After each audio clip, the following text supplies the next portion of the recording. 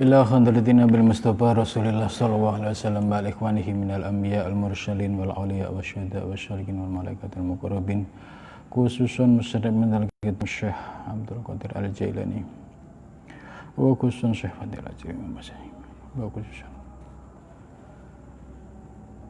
Lahumul Fatihah. A'udzu billahi minasy syaithanir rajim. Bismillahirrahmanirrahim. Alhamdulillahi rabbil alamin arrahmanir rahim maliki yaumiddin. Iyyaka na'budu wa iyyaka nasta'in ihdinas siratal mustaqim. Siratal ladzina an'amta 'alaihim ghairil maghdubi 'alaihim waladdallin. Amin. Bismillahirrahmanirrahim. Subhanaka la ilma lana illa ma 'allamtana innaka antal alimul hakim. La haula wala quwata illa billahil aliyyil azim. Rabbis shrah li sadri wa yassir li amri wa hlul 'uqdatam min lisani yafqahu qawli. Amin ya rabbal alamin.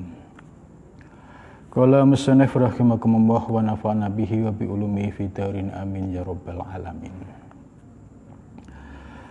Pengajian Tafsir Al-Jailani, kita akan melanjutkan kajian sebelumnya yaitu surat Al-A'raf. Kita melanjutkan dari ayat 11 ya sampai 19.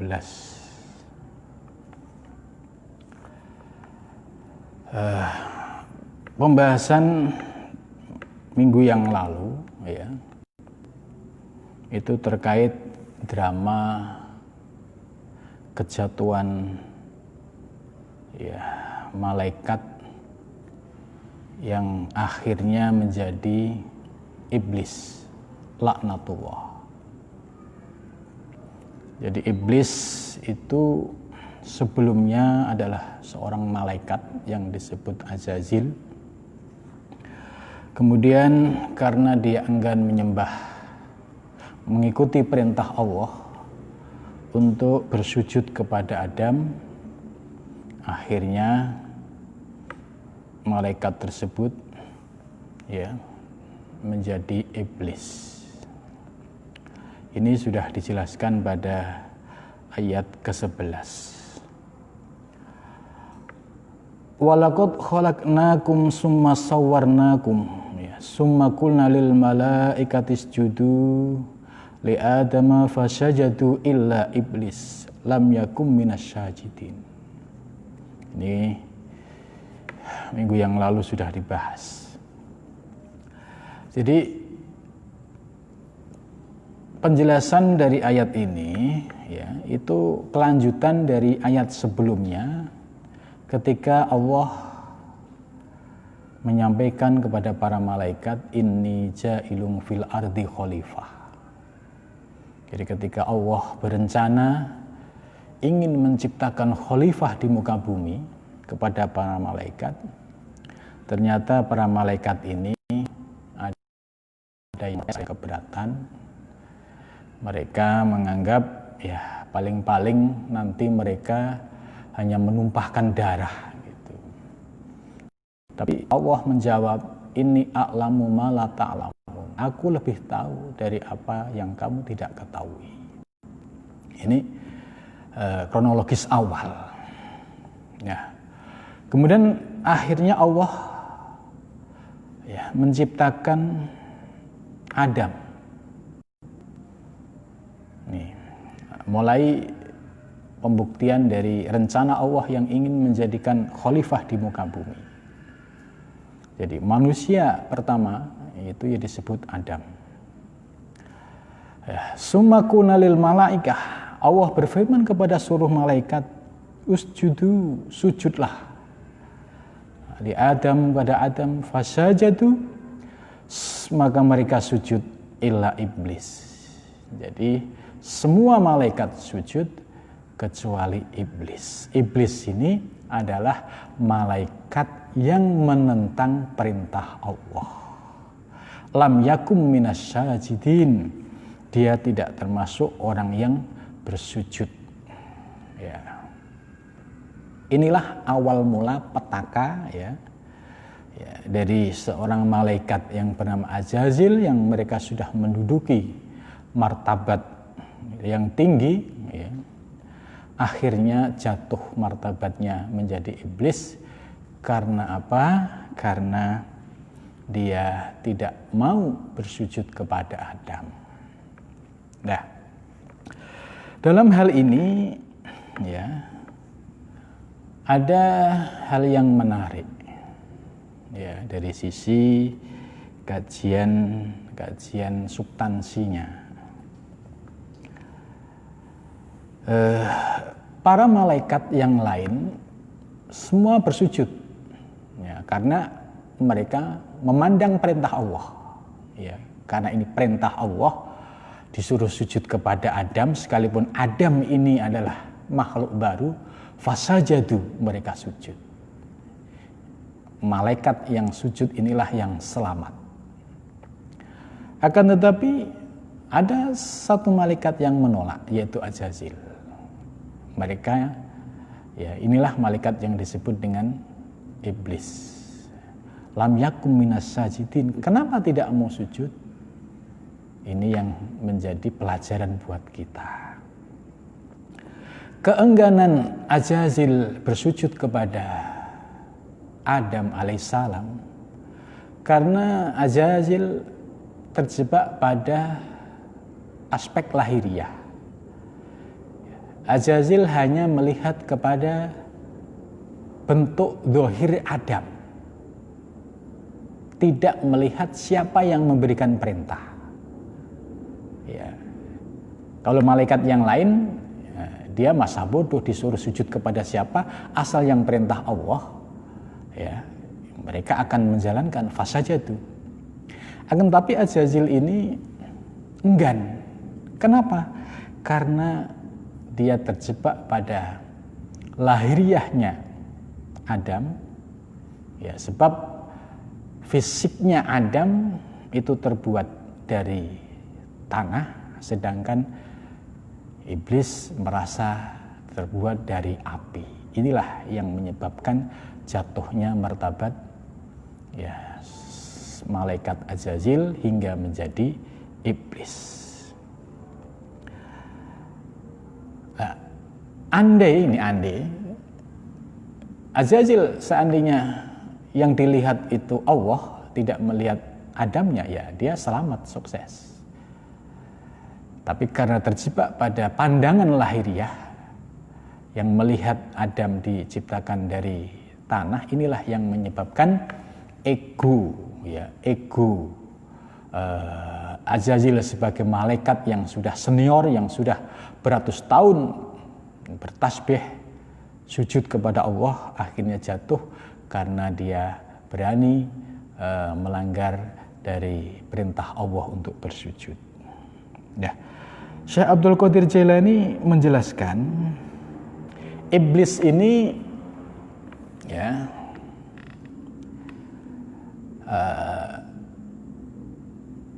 sebagai simbol atas sifat keangkuhan, sifat keengganan untuk menjalankan perintah Allah. Ini iblis. Syekh Abdul Qadir Jailani menafsirkan iblis itu apa? Alladzi huwa ra'su jawasisin nufus al-khabisah, yaitu pangkal dari semua mata-mata nufus, nafsu al-khabisah yang buruk. Jadi semua penyakit-penyakit al-khabisah al-batiniyah, ya ini wujud dari perilaku iblis. Gitu. Maka kaitannya dengan kajian ilmu tasawuf, bahwa sifat-sifat yang khabisah al-batiniyah, sifat-sifat buruk yang ada di dalam diri kita ini, itu dengan kata lain itulah sesungguhnya iblis. Ternyata iblis ada di dalam diri kita ketika kita mengikuti bisikan-bisikan iblis ini. Untuk apa? Satu, untuk menentang perintah Allah. Disuruh sholat enggan, ya menganggap sholat itu tidak penting. Disuruh puasa, zakat, haji, enggan. Ya, disuruh amar ma'ruf, enggan. Ya, dia lebih mengikuti hawa nafsunya. Nah, ini yang disebut iblis itu ternyata ada di dalam diri setiap manusia. Ini menurut Syekh Abdul Qadir Jilani cukup menarik ya. Beliau menafsirkan iblis itu huwa ra'su jawasisin nufus al-khabisah, yaitu akar dari munculnya segala penyakit-penyakit batiniah yang ada dalam diri setiap manusia. Ya. Maka dalam hal ini ya Imam Ghazali ya memetakan nafsu yang ada dalam diri kita itu menjadi 4 ya. Pertama, nafsu ammaroh. Yang kedua, nafsu lawamah. Yang ketiga, nafsu sawiyah atau mulhimah. Yang keempat, nafsu mutmainnah. Nafsu ammaroh ini identik dengan nafsu hayawanat, binatangan. Ya, binatang ada yang bahimiah, binatang ternak, ada yang syabuiyah, binatang buas. Ya. Manusia ya ada kalanya diliputi dengan karakter sifat-sifat binatang tadi. Itu. Nah, kemudian iblis di mana? Yaitu ada pada sifat lawamah. Lawamah ini disebut nafsu syaitoniyah. Nafsu syaitoniyah ini tujuan utamanya adalah memalingkan manusia dari Allah. Membisikin manusia untuk berpaling dari Allah. Ya, membisiki manusia untuk mengikuti hawa nafsunya. Nah, ini adalah perbuatan iblis. Ya. Nah, nanti ada penjelasan yang menarik ya. Lah, kemudian kola ya.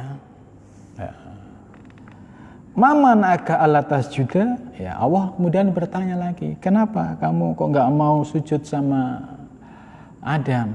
Apa yang menyebabkan kamu enggan sujud? Ya. Iblis menjawab, ana khairun minhu khalaqtani min nar wa khalaqtahu min tin.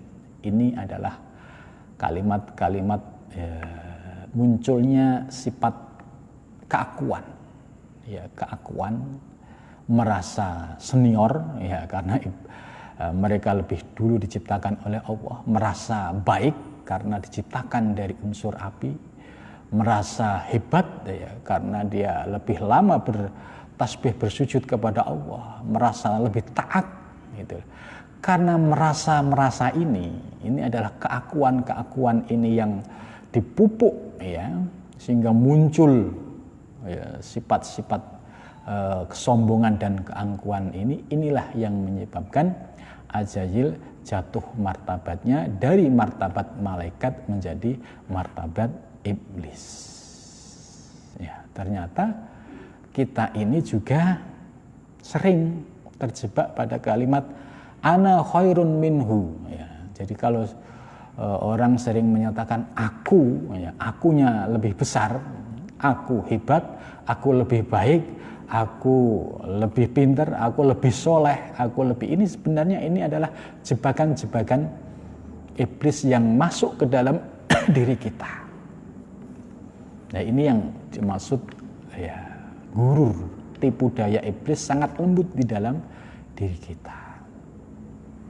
Orang yang sudah Islam ya, membanggakan keislamannya lalu muncul kalimat-kalimat kesombongan, itu juga bisa kejebak dengan tipu daya iblis. Orang sudah sholat kemudian sombong dengan sholatnya lalu merendahkan orang yang tidak sholat, ini juga bisa menjadi terjebak dengan tipu daya iblis.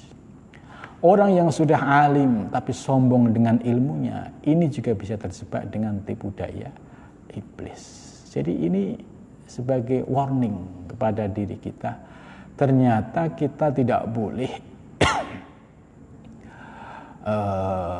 merasa hebat, ya, merasa soleh, merasa taat. Sebab ketika masih muncul merasa hebat, merasa ini sesungguhnya bukan karakter seorang hamba. Ini adalah sifatnya iblis. Karena itu ya, ketika muncul bisikan-bisikan keakuan ini, ya, hantamlah dengan zikir nafi isbat la ilaha illallah. Untuk apa? Untuk meruntuhkan keakuan dan keegoan kita. Tidak ada Tuhan selain Allah. Tidak ada kudroh dalam diri hamba kecuali Allah. Tidak ada iradah kecuali Allah. Ini akhirnya keakuan-keakuan yang muncul tadi bisa runtuh. Atau dengan kalimat la haula wala quwata illa billah. Ketika kita mau ibadah, seringkali muncul bisikan-bisikan yang untuk mengajak berpaling kepada Allah. Nah, ya, ketika jalan dari rumah menuju masjid itu iblis itu selalu ngikutin, ya, menggoda dengan bisikan-bisikan yang muncul. Ya, ketika dia berjalan menuju masjid, ya, niat awalnya sudah bagus, tapi di tengah jalan dibelokkan oleh iblis. Ya, tujuannya sudah bukan karena Allah, tapi tujuan ibadah, tujuan jamaah hanya pengen populer, hanya pengen dilihat makhluk, hanya pengen dilihat oleh orang lain sebagai ahli ibadah. Ini tipu daya iblis yang sangat lembut. Ini. Nah, maka dengan memahami, ya, ke dalam diri kita, ternyata iblis itu sudah, bahasa Jawa, ngerem, ya, sudah ada di dalam diri kita itu, ya, sudah lama. Terkadang kita tidak sadar, terkadang kita yang merasa suci, merasa paling baik, ya, padahal iblis ini sudah berupaya memperdaya kita, menyesatkan kita dari jalan Allah Subhanahu wa taala.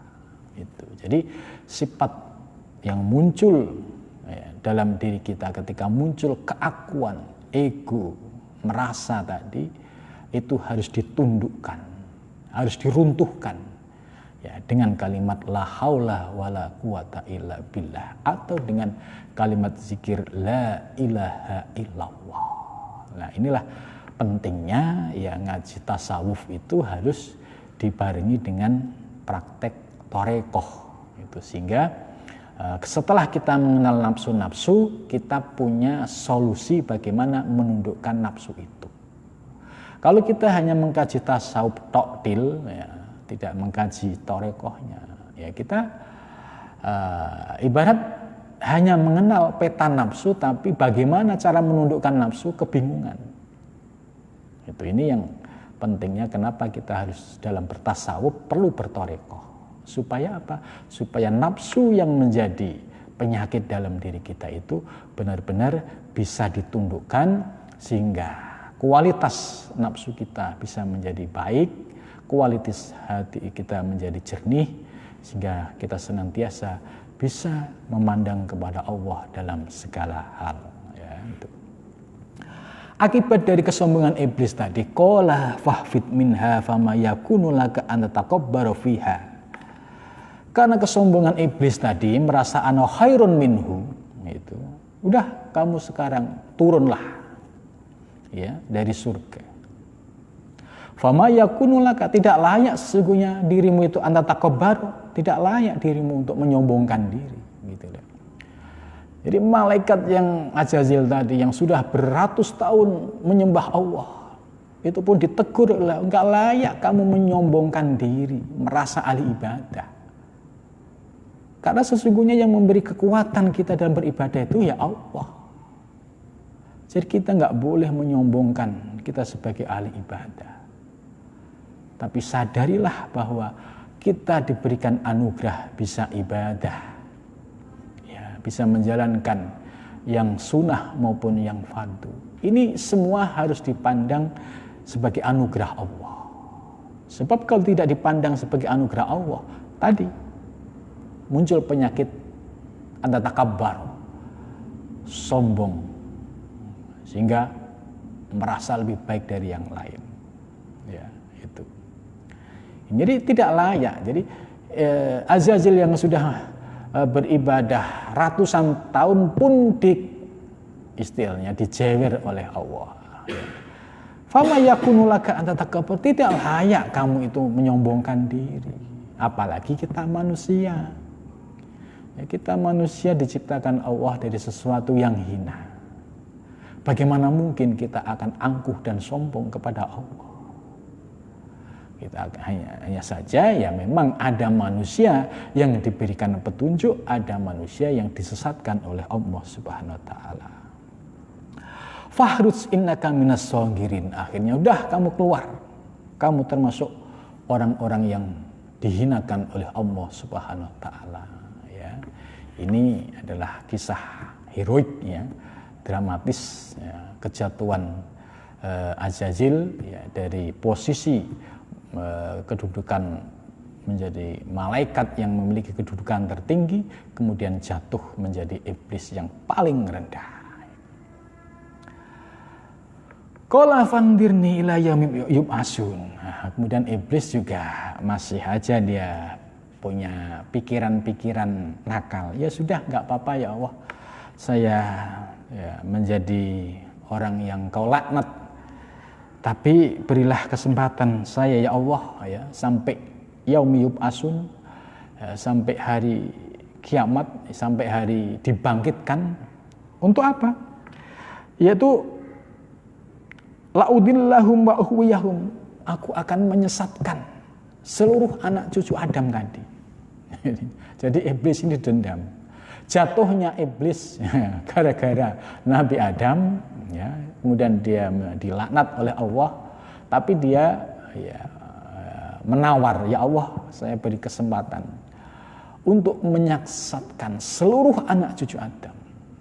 Wallahi la'uhwiyannakum ajmain, demi Allah aku akan sesatkan semua anak cucu Adam, illa ibadaka wal mukhlasin, kecuali hamba-hambamu yang dibersihkan hatinya, gitu.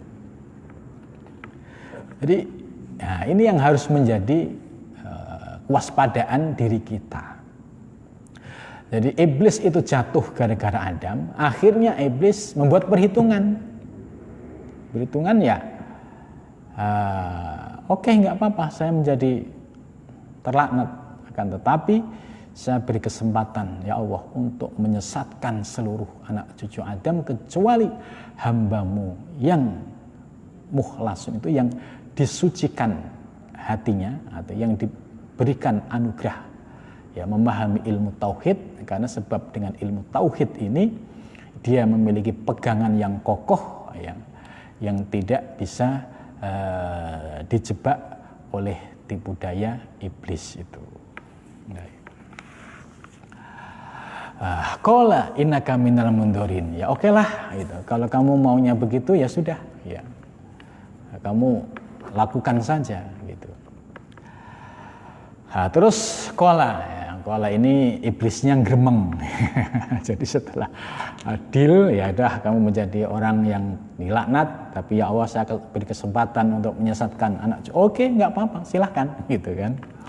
Qala fa bima ahwaitani la'aqudanna lahum siratakal mustaqim. Iblis berkata, karena sebab engkau telah menyesatkan aku, ya Allah, la'aqudanna lahum siratakal mustaqim. La'aqudanna, sungguh aku akan menarik, menyeret, ya, mereka. Ini sumpahnya iblis itu medeni, ya, pakai lam taukid tambah nun sakilah. La'aqudan, aku sungguh benar-benar akan menyeret lahum kepada mereka anak cucu Adam, ya, akan mengajak mereka untuk sesat, ya, siratakal mustaqim, dari jalanmu yang lurus. Nah, ini janjinya iblis. Apakah terbukti? Ya terbukti. Ya. Banyak sekali orang yang ahli ibadah. Banyak pula yang terjebak atau bahkan menyembah iblis itu sendiri. Ya. Karena apa? Karena mereka masih dikuasai oleh hawa nafsunya. Ini. Lah bagaimana cara iblis menyesatkan dari jalan yang lurus tadi? ai ala dinika. Ya.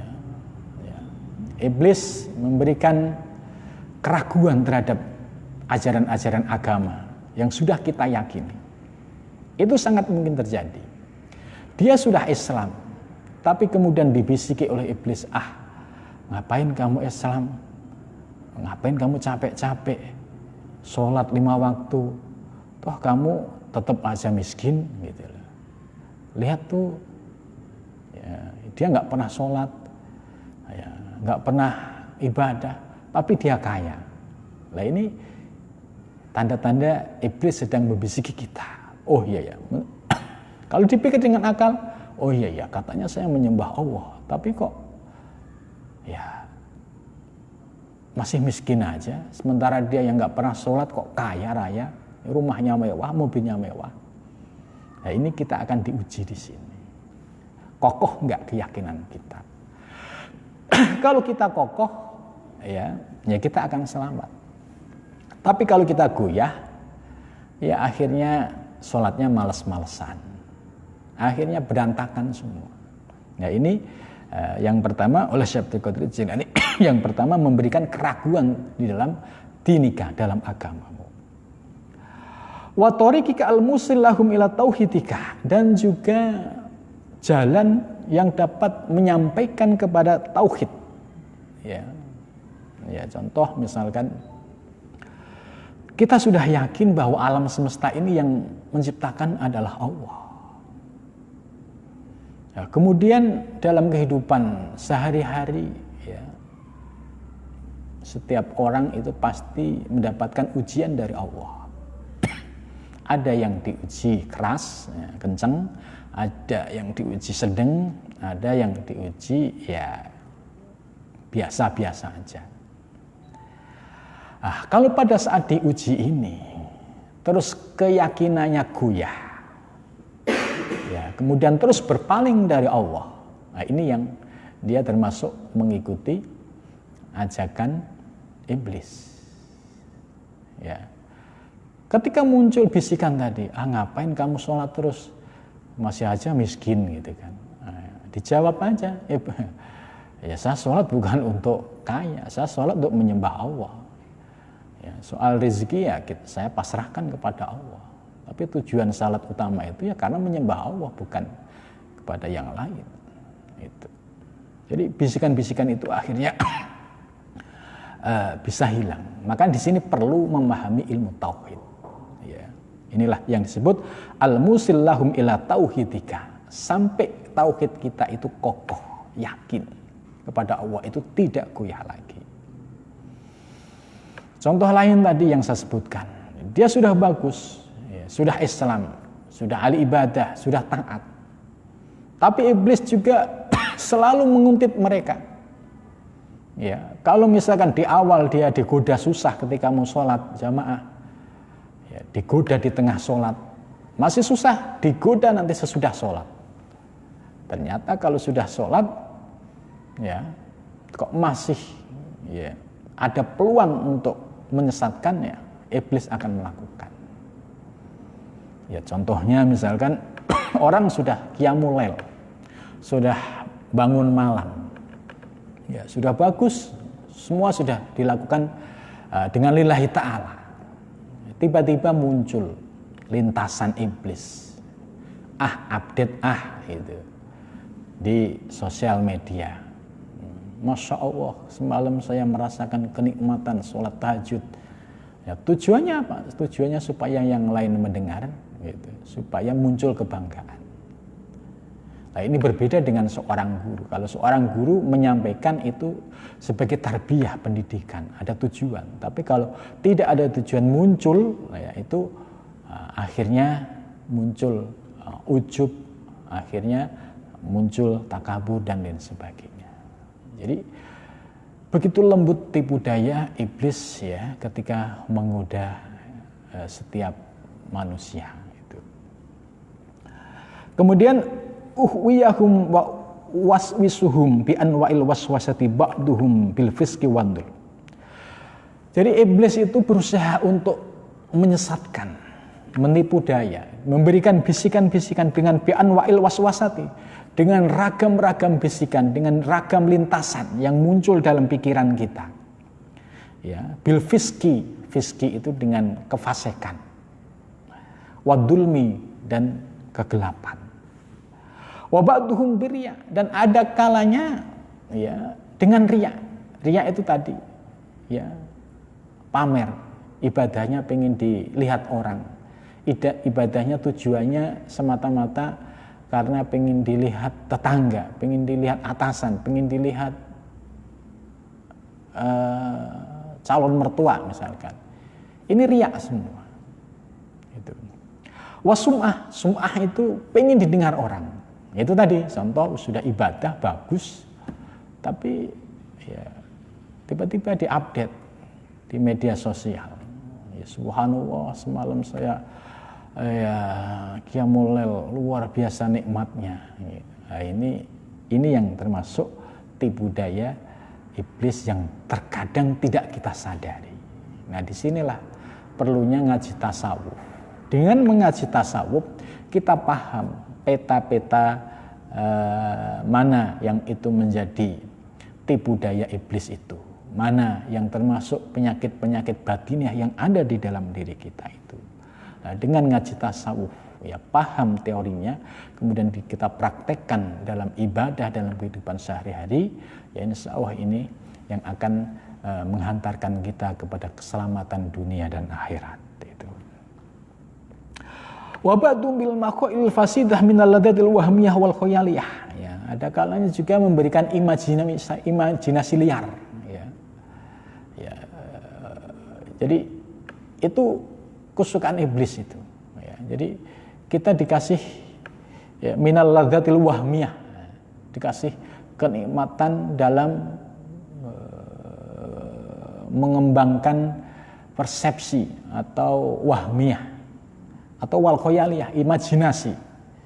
Ya, itu ya seringkali ya kita kalau misalkan sholat itu ya, kalau orang sedang dalam perangkap iblis, dari takbir sampai salam itu ya jasadnya sih sholat, ya pikirannya itu bisa melayang, bisa mengembara sampai mana-mana, baru sadar nanti setelah salam, loh udah selesai toh. Nah, ini termasuk minal ladatil wahmiyah wal khayaliyah. Pada saat sholat kita digoda, tarik lagi, jadi tarik menarik. Pada saat sholat ditarik, suruh nginget masalah-masalah yang tidak ada kaitannya dengan sholat ya. Terutama dengan masalah yang kita hadapi, kita sadar, tarik lagi kepada ingat kepada Allah, ingat kepada apa yang kita baca, ingat kepada hudur dan khusyuk di dalam sholat ini. Nah, ini seringkali iblis memberikan imajinasi yang liar tadi. Itu. Summa la'atiyannahum min baini aydihim. Ini janji berikutnya. Kemudian kami akan datang kepada mereka. Jadi bukan janji yang main-main lagi. Akan aku cari satu persatu anak cucu Adam itu. Akan aku datangin satu persatu. Ya. Min baini aydihim, dari sisi kiri kanannya, dari sekitarnya. Ya. Ini janji iblis. Apakah benar? Ya, kita bisa membuktikan. Ai udillahum bil ma'asi, aku sesatkan mereka dengan segala maksiat. Ya, akhirnya ada kalanya orang yang dikasih bisikan-bisikan iblis ya untuk maksiat, ya kemudian diikuti, akhirnya terjadilah perbuatan-perbuatan yang dilarang oleh Allah. Ya, contoh misalkan, ya orang diberi bisikan oleh iblis ya untuk minum-minuman misalkan, udah nggak apa-apa, sekali aja nyoba nggak apa-apa, ya. Cuma dikit aja. Nah, ini cara bisikin iblis. Tapi kalau kita punya keyakinan yang kuat, tidak. Gitu. Tapi kalau kita lemah, ya akhirnya kita ngikutin. Ujung-ujungnya ya minum sekali 1 botol, 2 botol, akhirnya menjadi kebiasaan. Begitu juga, ya kita berawal dari bisikan iblis, ya bisa melalui pikiran kita yang negatif, kemudian ada kesempatan, akhirnya terjadilah kemaksiatan-kemaksiatan seperti zina, kemudian judi, kemudian minum-minuman. Ini berawal dari bisikan-bisikan iblis. Nah ini seringkali orang ya dalam kendali iblis. Mereka tidak sadar. Lah terkait dengan maksiat, ya maksiat ini ada yang zahir, ada yang batin. Kalau yang zahir yang tadi ya, seperti zina, judi, minum-minuman, itu membunuh, itu termasuk maksiat zahir. Tapi Imam Ghazali menyebutkan ya ada maksiat-maksiat batin yang perlu kita perhatikan juga, dan ini lebih penting lagi. Nah, maksiat batin tidak nampak ya maksiatnya. Tapi ini ya di sisi Allah termasuk dicatat sebagai kemaksiatan. Contoh misalkan ghibah. Ghibah itu membicarakan kekurangan orang lain. Terus ditambah dalam ghibah itu ada fitnah. Memfitnah ditambah-tambahin. Ini akhirnya terus berkembang. Terus akhirnya jadi hoax. Ya, terus disebar kepada orang lain. Nah, akhirnya apa? Kita tidak menyadari bahwa kita ini terjebak pada dosa jariah. Karena dari berita yang sumbernya tidak jelas, di situ jelas ada ghibah, ada fitnah, ya kan? Ada namimah, adu domba. Kita tidak sadar, tidak kontrol, akhirnya ikut disebar ke orang lain. Kemudian disebar lagi ke orang lain. Ini yang disebut dosa jariah. Nah, padahal al-fitnatu asyaddu minal qatl. Bahayanya memfitnah itu lebih kejam daripada pembunuhan.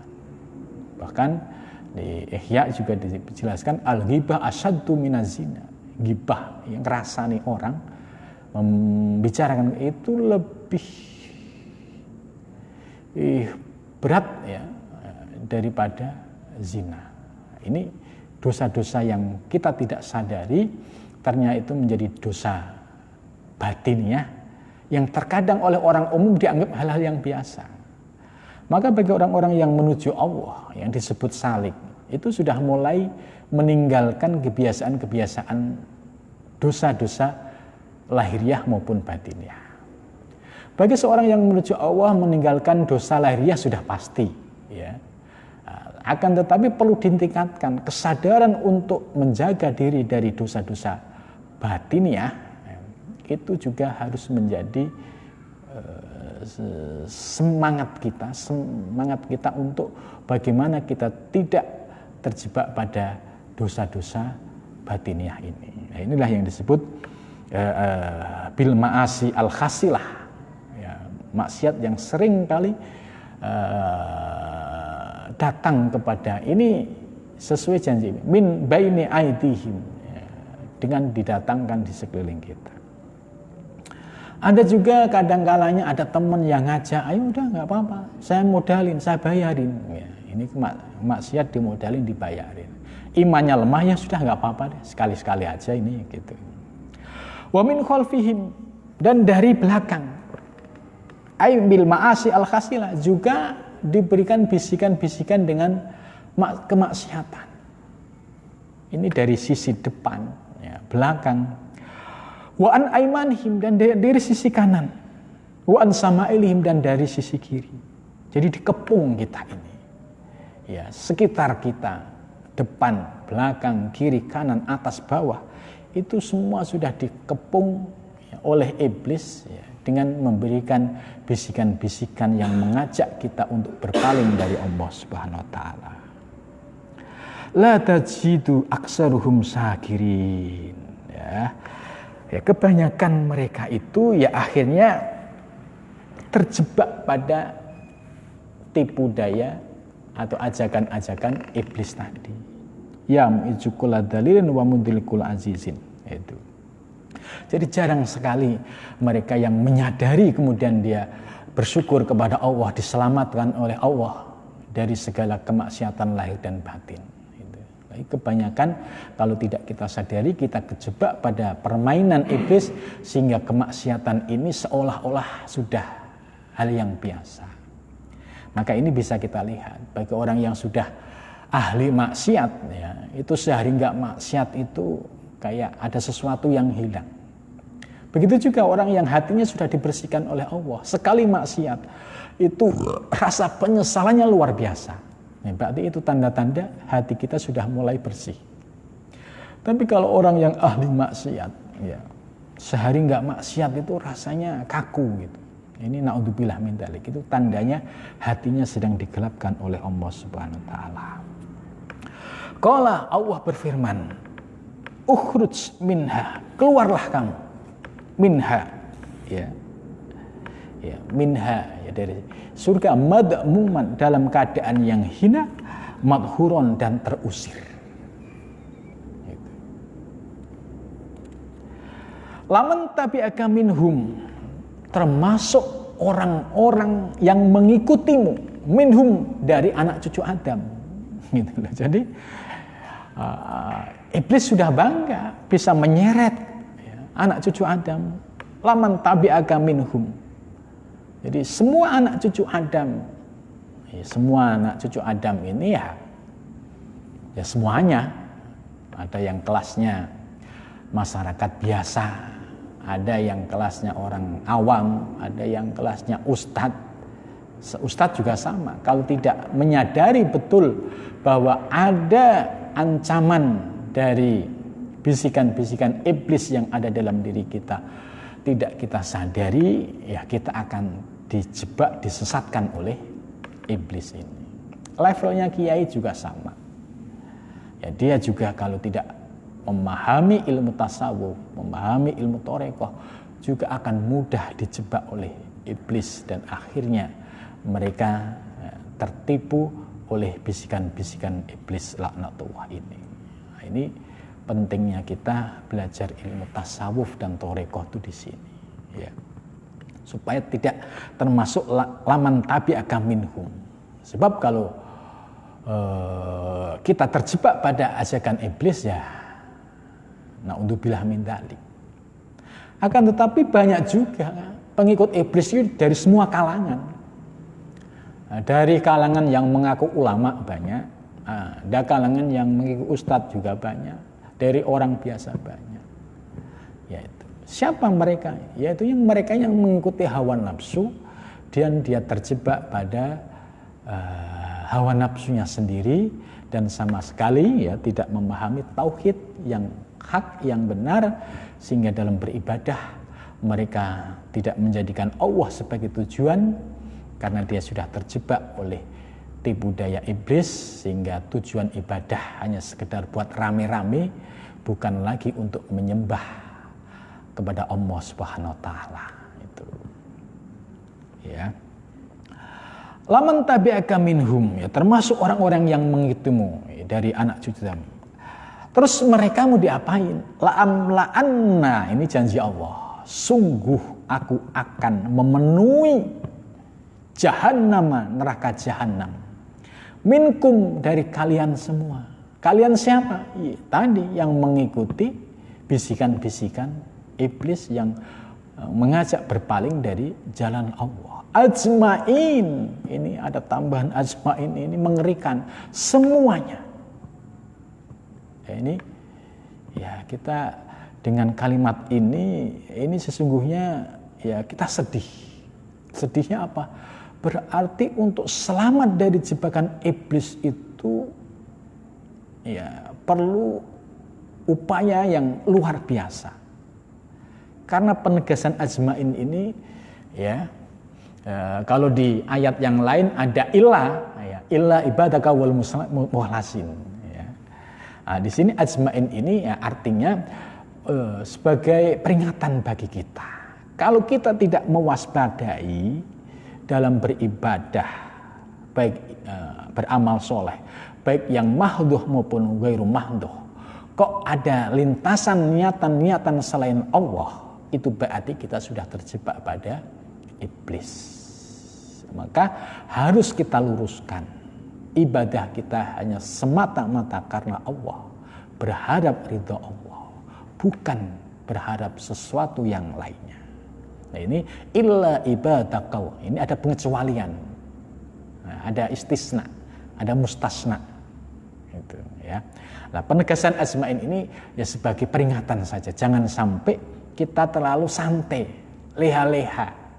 Jangan sampai kita sudah merasa bisa ibadah sholat 5 waktu, terus merasa seolah-olah sudah ahli surga. Jangan enak-enak. Iblis itu masih akan menjebak kita dengan beragam macam cara. Itu. Maka perlu ya mengaji dan mengaji. Tentu mengaji ilmu yang terkait dengan ilmu batiniyah, ilmu tasawuf dan ilmu thariqah. Ini supaya paham ilmunya, kemudian paham cara untuk menangkalnya. Gitu. Sebab kalau tidak belajar ilmu itu ya susah. Kalau hanya belajar ilmu fikih itu hanya tata cara ibadah yang mengatur aspek lahiriah. Sedangkan aspek batiniyah ini diatur oleh ya ilmu tauhid, ilmu tasawuf dan ilmu thariqah. Gitu. Minkum asman. Wa ya adamuskun anta wa zaujukal jannah. Ini pembahasan yang akan datang itu drama tentang Adam ya. Jadi drama kejatuhan Azazil ya sudah selesai, kemudian nanti ada episode berikutnya yaitu kejatuhan Nabi Adam ya, dari surga hingga sampai di dunia ini ya.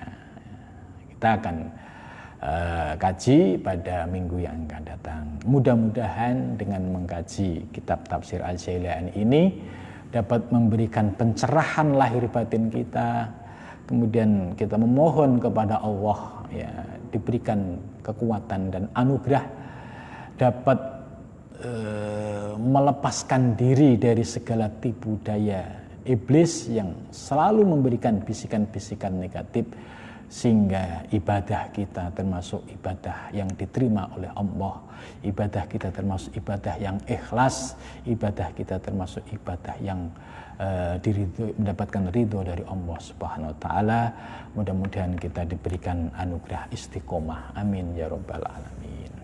Wa wal muwaffiq ila thoriq. Wassalamualaikum warahmatullahi wabarakatuh.